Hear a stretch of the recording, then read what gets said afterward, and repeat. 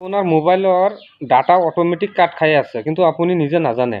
আপোনাৰ ডাটা যিটো আছে, আজি 2GB পাওক বা যোনে যিমানেই পাইছে 1.5 GB পাই আছে, কোনোবা আপোনাৰ 3GB পাই আছে, কিন্তু আপোনাৰ MB যে অট'মেটিক কাট খাই গৈ আছে এইটোতো আপুনি নাজানে।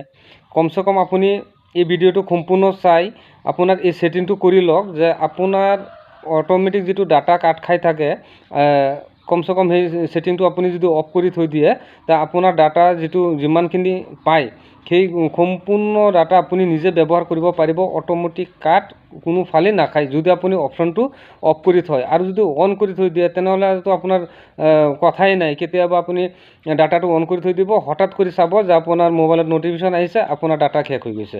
আপুনি আচৰিত হৈ যাব। ঘৰত মানে কাৰোবাক সৰু ল'ৰা ছোৱালী আছে যদি সিহঁতক দোষাৰোপ কৰিব যে মোৰ মোবাইলটো তহঁতে চুপচাপ চাই পেলাই MBটো শেষ কৰি দিছ, কিন্তু সিহঁতৰ ভুল একোৱেই নাই।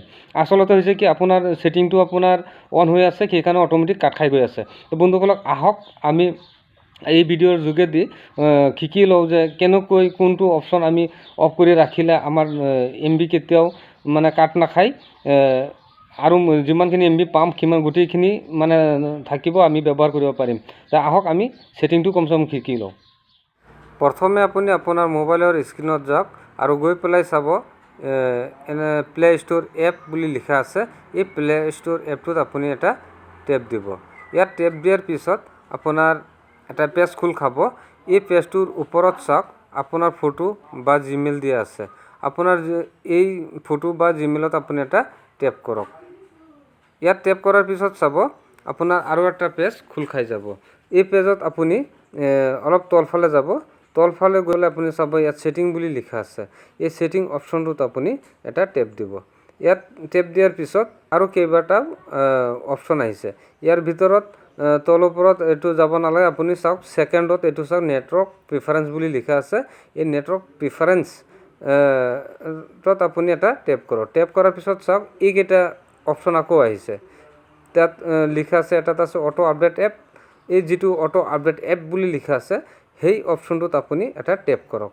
ইয়াত টেপ কৰাৰ পিছত আপোনাৰ আৰু এটা অপশ্যন খোল খাব। সেই অপশ্যনটো আপোনাৰ হৈছে আপোনাৰ চাওক over any network, over wifi only, do not auto update app. এতিয়া আপোনাৰতো MB কাট খোৱাৰ কাৰণ হৈছে কি, আপোনাৰতো চাওক অভাৰ এনি নেটৱৰ্ক বুলি লিখা আছে, তাত আপোনাৰ চিলেক্ট হৈ আছে। সেইটোৰ কাৰণে আপোনাৰ MBটো অট'মেটিক কাট খায়েই থাকিব।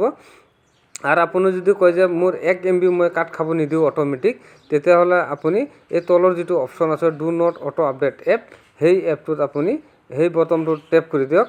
আৰু লগতে চাওক অ'কে বটন আছে, সেই অ'কে বটনটোত আপুনি অ'কে কৰি দিয়ক। সেইটোত অ'কে কৰাৰ পিছত কেতিয়াও আপোনাৰ অটো আপডেট এপে আপোনাৰ MB খাব নোৱাৰে।